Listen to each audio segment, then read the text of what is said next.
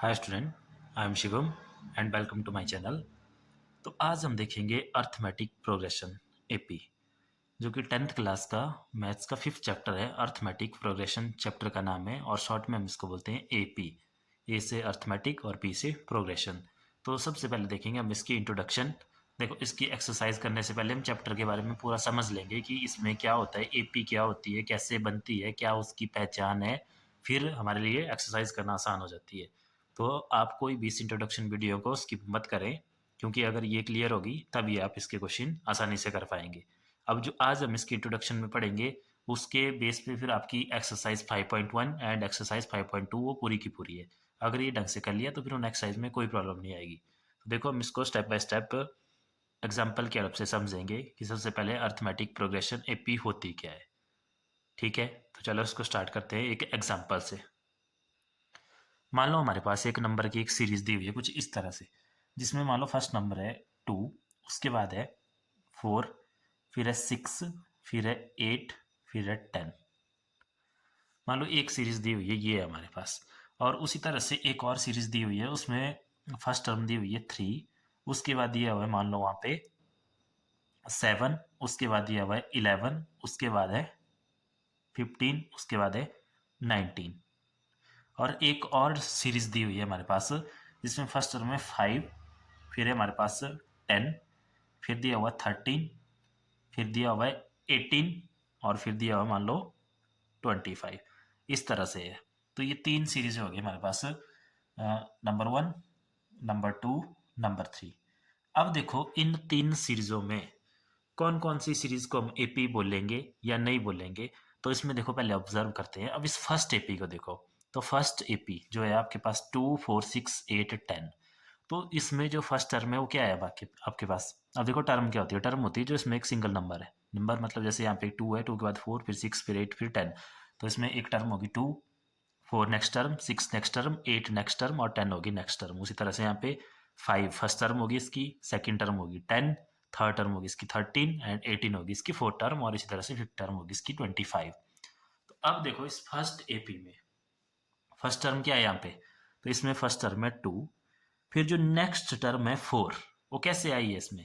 अब देखो, इस फर्स्ट टर्म में जब कितना प्लस करेंगे हम, 2 प्लस करेंगे तो कितना आया हमारे पास 4।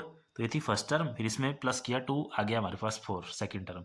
अब देखो, जो थर्ड टर्म है हमारे पास वो कितनी है, 6 है। तो उसके लिए भी इसमें कितना प्लस किया गया है, तो वो भी 2 प्लस किया गया है और आ गया हमारे पास 6। उसी तरह से नेक्स्ट टर्म के लिए भी हमने इसमें 2 प्लस किया है और आ गया हमारे पास 8। उसी तरह से नेक्स्ट टर्म के लिए भी हमने इसमें 2 प्लस किया है और आ गया हमारे पास 10। तो ये थी आपके पास जो फर्स्ट सीरीज थी, उसमें हुआ इस तरह से। अब सेकंड सीरीज को ऑब्जर्व करो। सेकंड सीरीज में देखो, 3 में कितना ऐड किया कि 7 आया। तो इसमें ऐड किया गया, देखो 3 + 4 आ गया 7। फिर 7 में कितना ऐड किया गया, दोबारा 4 ऐड किया गया, आ गया 11। फिर 11 में दोबारा 4 ऐड किया गया, आ गया 15। और 15 में 4 दोबारा ऐड किया गया, आ गया 19। यानी कि इन फर्स्ट और सेकंड सीरीज में जो टर्म में ऐड हो रहा था वो सेम वैल्यू ऐड हो रही थी। जैसे इसमें हर स्टेप में देखो 2 2 ऐड हो रहा है, हर स्टेप में यहाँ पे 2 2 ऐड हो रहा है। और जो क्वेश्चन नंबर 2 है उसके हर स्टेप में देखो 4 4 ऐड हो रहा है। जो या एग्जाम्पल 2 है, इसमें हर स्टेप में 4 4 ऐड हो रहा है। अब देखते हैं सीरीज 3 को। तो सीरीज 3 में देखो, यहाँ ऐड हुआ फर्स्ट स्टेप में 5 + 5 होता है 10। तो 5 + 5 = 10। तो इसकी जो फर्स्ट स्टेप में ऐड हुआ वो हुआ 5 आपके पास। सेकंड टर्म बनी 5 + 5 10।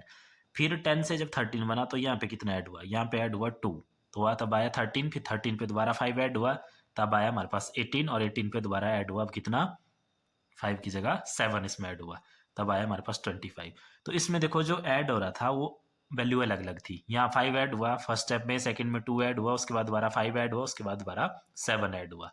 तो अगर इन तीनों में हम देखें तो तीनों में देखो क्या डिफरेंस है। जो फर्स्ट 2 टर्म है उसमें जो नंबर ऐड हो रहा था हर एक स्टेप में वो सेम था। जैसे इसमें हर एक स्टेप में 2 2 ऐड हुआ, इसमें हर एक स्टेप में 4 4 ऐड हुआ, और इसमें हर एक स्टेप में अलग अलग नंबर ऐड हुआ। तो ये जो इस तरह की जो सीरीज होती है जिसमें जो ऐड होने वाली वैल्यू है वो सेम रहती है, उनको बोलते हैं हम एपी। और देखो, ये जो सेम होने या ऐड होने वाले टर्म है इसको बोलते हैं हम कॉमन डिफरेंस। अब एक कॉमन डिफरेंस क्या है हमारे पास, कॉमन डिफरेंस होता है 2 टर्म का डिफरेंस, एडजेसेंट 2 टर्म का डिफरेंस। यानी कि जो एक के बाद एक टर्म है उसके बीच का जो डिफरेंस है वो सेम होना चाहिए किसी भी सीरीज में, तभी वो एपी कहलाएगी। मतलब जैसे देखो यहाँ पे 2 और 4 में कितने का डिफरेंस है, तो डिफरेंस कैसे लेंगे हम, 4 माइनस टू, 2, जैसे ये निकाला ना वैसे इसको देखो एक दूसरे एग्जाम्पल से समझो। जैसे ये 2 4 6 8 10, तो अगर इसमें डिफरेंस निकाले देखो हम इन दोनों टर्मों में, तो कितना आएगा इन दोनों टर्मों में difference, 4 minus two is equal to 2। Next two term है 4 और 6, तो इसमें भी 6 माइनस 4, ये भी कितना आ गया 2, और नेक्स्ट में कितना आ जाएगा 8 माइनस 6, ये भी कितना आ गया 2, और नेक्स्ट में 10 माइनस 8, ये भी कितना आ गया 2। तो ये जो डिफरेंस निकल रहा है ये होना चाहिए सेम, तभी उस सीरीज को एपी बोला जाएगा। जैसे इसमें देखो 2 2 है, इसमें देखिए हम, तो इसमें कितना आएगा 4 4, ये देखो इसमें हर जगह डिफरेंस 4 4 आएगा, लेकिन इसमें डिफरेंस अलग अलग आ रहा है। तो इस डिफरेंस को बोलते हैं हम कॉमन डिफरेंस एपी में, जहाँ पे एपी होगी उसमें जो डिफरेंस आएगा वो सेम आएगा। देखो हर एक स्टेप में सेम है, 2 2 2, और इसमें 4 4 4, इसमें अलग है, तो ये एपी आपकी नहीं होगी। एपी कौन सी होगी, जिसका जो कॉमन डिफरेंस है वो सेम रहेगा। तो ये तो आती है बात की हमने कैसे चेक करनी कि ये एपी है और ये एपी नहीं है, तो उसके जो टर्म्स होगी कंटिन्यू वाली दो टर्म लेनी, उनका डिफरेंस निकालते चलना। जैसे फर्स्ट और सेकंड का डिफरेंस निकाला, फिर सेकंड और थर्ड का डिफरेंस निकाला, फिर थर्ड और फोर्थ का डिफरेंस निकाला, फिर फोर्थ और फिफ्थ का डिफरेंस निकाला, जितनी भी टर्म होगी उसमें उनका इस तरह से डिफरेंस निकाल लेना। अगर वो डिफरेंस सेम आता है तो वो सीरीज आपकी एपी होगी, अगर नहीं आता है तो वो एपी नहीं होगी। जिस तरह से हमने देखो एग्जाम्पल लिए थे, तो इसमें एग्जाम्पल 1 और एग्जाम्पल 2 में डिफरेंस जो था सेम था, तो इसलिए ये एपी है, और ये थर्ड वाली आपकी एपी नहीं है। तो ये तो हो गया एपी की इंट्रोडक्शन कि एपी को हम कैसे पहचानेंगे, कौन सी एपी है कौन सी नहीं है। अब जैसे देखो इसका एक और एग्जाम्पल लेते हैं, जैसे माइनस के नंबर के लिए इसका एग्जाम्पल लेते हैं। मान लो अगर फर्स्ट टर्म है -5, फिर नेक्स्ट टर्म है मान लो -10, तो नेक्स्ट टर्म क्या आएगी -15, नेक्स्ट क्या आएगी -20, नेक्स्ट क्या आएगी -25। क्यों, क्योंकि इसमें 5 5 का डिफरेंस आ रहा है। क्लियर है, इसी तरह से आपकी एपी चलेगी। तो अब जैसे आपने देखा कि 2 4 6 8 10 एक एपी है, तो आपको क्लियर हो गया कि जो उनमें जो डिफरेंस रहेगा हर एक टर्म के बीच में वो सेम रहेगा, तभी हम उसको एपी बोलेंगे। अब इसमें देखते हैं एक और एग्जांपल लेके। जैसे मान लो एक एग्जांपल दिया हुआ है मैं से 100, 70, 40, 10, और हमें बताना है कि ये एपी है कि नहीं है। तो हम देखो कैसे पता करेंगे, इसका इसका डिफरेंस निकालेंगे हम। जैसे मान लो इस फर्स्ट टर्म में डिफरेंस डिफरेंस को डिनोट करते हैं डी से, तो कितना आ जाएगा इन दो टर्म के बीच में डिफरेंस, तो डिफरेंस निकलेगा हमेशा आपका सेकेंड टर्म से फर्स्ट टर्म को माइनस करके।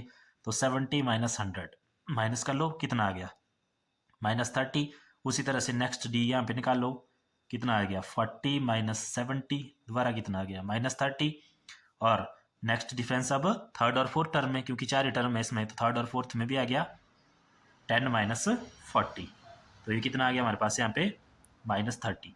तो देखो डी की वैल्यू हर एक पॉइंट हर एक टर्म के लिए सेम रह रही है, जो कि है -30। तो हम बोलेंगे कि ये सीरीज भी हमारे पास क्या है, एपी है। तो ये तो थी एपी की पहचान करने की, कैसे हम एपी की पहचान करेंगे और कैसे हमें पता चलेगा कि कौन सी सीरीज एपी है कौन सी नहीं है। अच्छा, ये तो हो गया हमारे पास एपी। अब देखो इसके टाइप्स देखते हैं कि कितनी तरह की आपकी एपी हो सकती है। तो जैसे देखो ये वाली थी सीरीज आपके पास, इसमें क्या था, कितनी टर्म थी इसमें 2 4 6 8 10, 1 2 3 4 5, 5 टर्म थी इसमें। 5 टर्म होने के बाद क्या होगी, ये एपी आपकी स्टॉप होगी यहाँ पे। तो जो इस तरह की जो एपी होगी जिसकी टर्म्स को हम काउंट कर सकेंगे उसको बोलेंगे हम फाइनाइट एपी, फाइनाइट एपी। अब अगर मान लो कि एपी इसी तरह से दी हुई है, एक एपी मान लो ऐसे है 10, 20, 30, देखो इसमें भी कॉमन डिफरेंस कितने का है 10 का, 10 20 30 40 50, और उसमें ऐसे डॉट डॉट लगे हुए सो ऑन आगे तक। मतलब उसमें हमें ये नहीं बताया है कि उसकी लास्ट टर्म क्या है, वो कहाँ तक जाएगी। तो इस तरह की एपी को बोलेंगे हम इनफाइनाइट एपी, इनफाइनाइट एपी। तो एपी आपकी फाइनाइट भी हो सकती है, फाइनाइट में जो लास्ट टर्म होगी वो हमें गिवन होगी, और इनफाइनाइट भी हो सकती है जिसकी लास्ट टर्म के बारे में हमें कोई पता नहीं होगा। तो ये तो हो गया आपका एपी की पहचान, फाइनाइट और इनफाइनाइट एपी। अब देखेंगे हम एपी में थोड़ा और आगे चलते हैं। तो जैसे मान लो इसी एग्जांपल को ले लो, इसी एग्जांपल में देखते हैं हम, या एक फाइनाइट एपी का एग्जांपल लेते हैं। मान लो एग्जांपल ले लिया हमने यही 5, 10, 15, 20, 25। अब देखो यहाँ पे एक चीज़ का ध्यान रखना कि जो फर्स्ट टर्म है, जैसे यहाँ पे 5 है, तो यहाँ पे तो कॉमन डिफरेंस भी 5 ही है, लेकिन ये होना जरूरी नहीं है। फर्स्ट टर्म आपकी कुछ भी हो सकती है, उसके आगे को उनका डिफरेंस सेम होना चाहिए। जैसे देखो इसको एग्जांपल से देखो, मतलब जरूरी नहीं है यही हो, ऐसे भी हो सकती हो आपकी कि मान लो फर्स्ट टर्म आपकी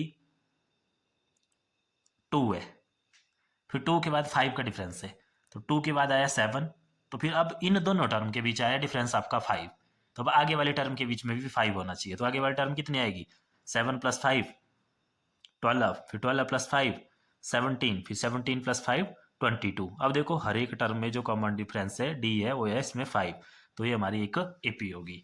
जिसमें अब देखो बोलते हैं क्या क्या है इनको, जो इसकी फर्स्ट टर्म होती है, जैसे मैंने आपको बताया कि ये first term, second term, third term, fourth term, fifth term. First term को डिनोट करते हैं हम ए से, ये अपने हमेशा याद रखना। फर्स्ट टर्म को डिनोट करते हैं ए से, स्मॉल ए से। सेकंड टर्म को डिनोट करेंगे A2 से। थर्ड टर्म को डिनोट करेंगे A3 से। और फोर्थ टर्म को डिनोट करेंगे A4 से और A5। इसी तरह से आगे को A6, A7, A8 जितनी टर्म होगी उस तरह से इसको हम डोनेट करेंगे। तो ये तो थी एपी। अब देखो आगे कॉमन डिफरेंस सेम है ना, यहाँ पे A2 - A भी कितना है देखो, A2 - A 7 - 2 कितना आ गया 5। उसी तरह से A3 - A2, आगे वाले 2 टर्म का डिफरेंस 12 - 7, ये भी कितना आ गया 5। इसी तरह से A4 - A3 17 - 12 5। A5 - A4 22 - 17 5। तो इसलिए ये एपी है। अब देखो इस एपी में हमने क्या बोला कि फर्स्ट टर्म को ए बोलेंगे, सेकंड टर्म को A2 बोलेंगे, थर्ड टर्म को A3 और फिर A4 A5, इस तरह से ये टर्म्स चलेगी। अब देखो इसमें हमने फॉर्मूला ड्रॉ करना है, तो फॉर्मूला देखो कैसे आएगा। अब देखो यहाँ देखो ध्यान से, फर्स्ट टर्म थी इसकी 2, जिसको बोला हमने ए। अब ए में ऐड हुआ डी, तब आई हमारे पास सेकंड टर्म। कैसे, ए कितना था देखो, ए था हमारे पास 2 प्लस ऐड हुआ इसमें 5, तब आई हमारे पास क्या सेकंड टर्म, जिसको बोला हमने 7। तो इसका मतलब है ए प्लस डी, ये किसका फॉर्मूला आ गया, ये आ गया A2 का फॉर्मूला। ये A2 को क्या बोलेंगे हम, ए प्लस डी, इसका फॉर्मूला हो गया। उसी तरह से ये जो A3 है देखो, इस A3 में क्या ऐड हुआ, A3 में जो A2 थी हमारे पास टर्म, इस A2 में ऐड हुआ फिर दोबारा D। अब इस A2 की जगह हम क्या लिख सकते हैं, देखो A2 का फॉर्मूला ये लिखा है हमने यहाँ पे, A प्लस डी और साथ में आगे प्लस डी। तो अगर इसको कंबाइन करके लिखें तो ये क्या आ जाएगा हमारे पास, A प्लस 2D। उसी तरह से इस A4 को देखो, A4 है हमारे पास यहाँ पे 17 आया हमारे पास। A3 में कितना ऐड हुआ दोबारा, A3 में दोबारा ऐड हुआ 5। और A3 का फॉर्मूला ये लिखा है हमने यहाँ, A3 का फॉर्मूला A प्लस 2D, और इसमें D का 5 की जगह D लिख सकते हैं हम, तो D तो कितना हो गया दोबारा A प्लस 3D। तो इस तरह से A5 का फॉर्मूला क्या बन जाएगा, A4 प्लस डी, और A4 का फॉर्मूला ये है देखो यहाँ A plus 3D plus D, तो कितना हो गया A प्लस 4D। तो अब देखो यहाँ से हम क्या ऑब्जर्व कर रहे हैं, तो यहाँ से जो हमारी ऑब्जर्वेशन आ रही है वो आ रही है कि जो A2 आ रहा है वो आ रहा है A प्लस डी, और जो A3 आ रहा है वो आ रहा है A प्लस 2D। A4 आ रहा है A प्लस 3D, A5 आ रहा है A प्लस 4D। क्लियर है इतना। तो देखो इससे हमें एक कंक्लूजन मिल रहा है, और वो कंक्लूजन क्या आ रहा है हमारे पास, तो इस सारे से हमारे पास देखो एक कंक्लूजन आ रहा है कि अगर हमें किसी एपी की फिफ्थ टर्म निकालनी होगी तो उसमें हम क्या करेंगे, ए उसकी फर्स्ट टर्म लिखेंगे, और अगर फिफ्थ टर्म निकालनी है तो उससे एक कम एक माइनस करेंगे। जैसे फिफ्थ निकालनी है तो 5 - 1 कितना हो गया 4, और उस 4 को किसके साथ करेंगे मल्टीप्लाई, डी के साथ, और उस पूरे को ऐड कर देंगे फर्स्ट टर्म। तो यहाँ से देखो हमारे पास सिंपल फॉर्मूला बन गया इसकी जनरल टर्म निकालने का। जनरल टर्म मतलब कोई भी टर्म निकालनी है हमने, जैसे एन की जगह 1 2 3 4 5 6 7 कुछ भी हो सकता है, जैसे A7 टर्म निकालनी। तो एन के लिए देखो क्या फॉर्मूला आया, पहले तो ए आएगा उसमें, और प्लस क्या होगा उसमें, जो एन होगा उसमें से एक कम होता है। जैसे 5 के टाइम आपने देखा यहाँ 4 आ रहा है, तो एन में से एक कम हो जाएगा n-1, और साथ में मल्टीप्लाई डी। तो ये आ गया इसकी जनरल टर्म का फॉर्मूला। इसका मतलब क्या है, जैसे मान लो हमें किसी भी एपी की A11th टर्म निकालनी है, तो कैसे आएगी वो, उसकी जो फर्स्ट टर्म होगी ए, उसमें ऐड करेंगे हम क्या 11 - 1 इंटू डी, सिंपल ए प्लस 10 डी। उसी तरह से अगर मान लो हमें A99 टर्म निकालनी होगी तो क्या आएगी वो, ए प्लस इससे एक कम कर दो 98 डी।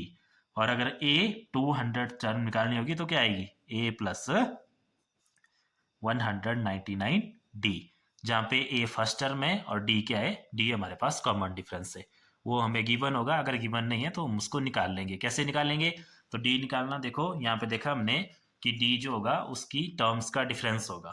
कंटिन्यू कोई भी दो टर्म ले लेंगे, अगर बोला हुआ है एपी है तो फिर हमें पता है अगर एपी है तो डिफरेंस जो है कहीं से भी निकाले सेम आएगा। तो या तो हम सेकेंड टर्म से फर्स्ट टर्म को माइनस कर लेंगे, या थर्ड टर्म से सेकेंड को माइनस कर लेंगे, या फोर्थ से थर्ड टर्म को माइनस कर लेंगे। और जनरल फॉर्मूला आ गया हमारे पास, क्या जनरल फॉर्मूला आ गया अब हमारे पास, a n is equal to a plus n minus 1 into d.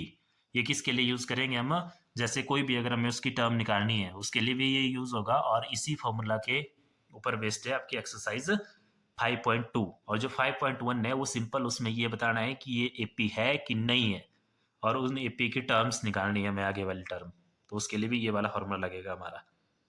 तो ये थी इसकी इंट्रोडक्शन, ये आप लोगों ने ध्यान से देख लेनी है। अगर ये आपको एक बार समझ आ गई तो फिर एक्सरसाइज हमारे लिए बिल्कुल आसान हो जाती है।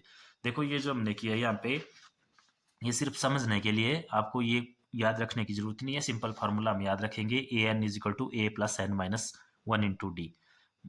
मतलब जो भी टर्म निकालनी है वो कैसे निकलेगी, ए में प्लस करना, जो टर्म निकाल रहे हैं आप उससे एक कम करके डी के साथ मल्टीप्लाई करके। जैसे 11th निकाल रहे हैं तो ए प्लस 11 माइनस 1 हो गया 10 डी। 99 निकाल रहे हैं तो ए प्लस 98 डी। क्लियर है। अब जैसे देखो इसका एक एग्जांपल से समझते हैं, इसके लिए भी एक एग्जांपल लेते हैं हम। जैसे सिंपल सी पी लेते हैं, मान लो 10, 15, 20, 25 एंड 30 एंड 35। अब जैसे ये कौन सी टर्म है इसकी, ए first term, A2, A3, A4, A5, A6। इसका A5 है 30। चलो फार्मूले से निकाल के देखते हैं कि आता है कि नहीं आता। तो सबसे पहले तो हमें ए और डी चाहिए। तो ए कितना है यहाँ पे, देखो ए है हमारे पास 10 और डी कितना है, तो डी जैसे क्लियर है यहाँ से 5 का डिफरेंस इसमें, तो डी 5 आएगा। नहीं तो निकाल लो, कोई भी फॉर्मूला लगा लो। जैसे डी का फॉर्मूला सिंपल हमारे पास, A2 माइनस ए कितना आ गया, A2 15 माइनस 10 तो 5, या A3 माइनस A2 से निकाल लो, जैसे मर्जी निकाल सकते हैं, उसमें भी सेम आएगा क्योंकि अगर एपी है तो सेम रहेगा। तो 5 आ गया। तो ये एक ऐसी एपी है जिसमें फर्स्ट टर्म 10 है और कॉमन डिफरेंस 5 है।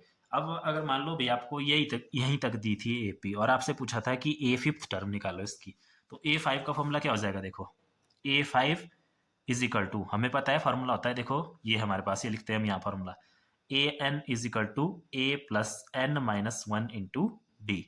तो फॉर्मूला लिख सकते हैं आप, be know that a n is equal to, या सिंपल A5 क्या आ जाएगा, देखो ए प्लस एन कितना है यहाँ पे 5, तो 5 minus 1 into D. Value put कर दो, ए की वैल्यू कितनी है 10 प्लस 5 माइनस 1 कितना हो गया 4, और मल्टीप्लाई बाई डी, डी की वैल्यू कितनी है 5, तो ये हो गया 10 प्लस 4 5 ज़ा 20, तो 20 प्लस 10 हो गया 30। तो ये देखो यहाँ से भी 30 और यहाँ से भी 30।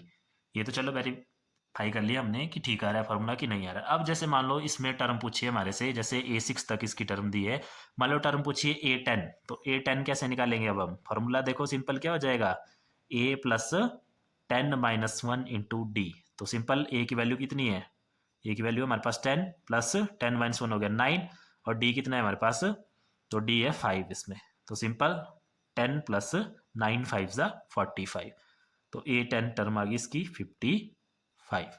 आप ऐसे आगे को ऐसे चेक भी कर सकते हैं, देखो चेक करो, देखो A7, A8, A9, A10, तो 5 5 ऐड करते चलो 40, 45, 50 एंड 55। तो फार्मूले से भी ये चीज़ हमने वेरीफाई कर ली।